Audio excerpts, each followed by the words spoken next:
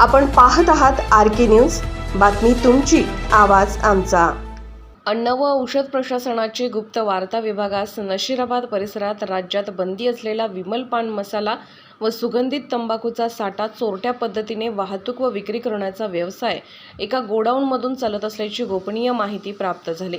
त्या अनुषंगाने प्रशासनाची गुप्त वार्ता पथकाने सापळा रचून नशिराबाद येथील जय मुंजोबा पेपर बोर्ड कारखान्याचे मागील बाजूस असलेल्या गोडाऊनवर छापा घातला. टाटा अल्ट्रा बनावटीचे एका वाहनातून गोडाऊनमध्ये राज्यात बंदी असलेला विमल पान मसाला V1 सुगंधित तंबाखूचा साठा उतरवत असताना मिळून आला.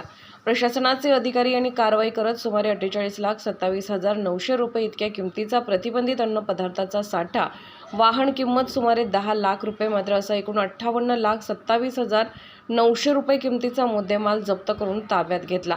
साठा आढळून आलेले गोडाऊन पुढील तपासकामी सील करण्यात आले. सदर प्रकरणी गोडाऊनमध्ये काम हजार इसम नामे मिथुन कुमार सहानी राहणार बिहार, अजय कुमार सहानी राहणार बिहार फरार, वाहन चालक अब्दुल जहीर खान राहणार खरजना इंदोर, वाहन मालक बलवीर सिंह बग्गा राहणार इंदोर, मॅनेजर तसेच जागा मालक, साठा मालक यांच्या विरोधात नाशिराबाद पोलीस स्टेशनला गुन्हा नोंद करण्यात आला असून मुख्य साठा मालक पुरवठादार यांचा शोध घेणे तसेच गुन्ह्यात सहभागी छुपे भागीदार यांच्याबाबत पुढील तपास नशिराबाद पोलीस ठाण्याचे पोलीस अधिकारी करत आहेत.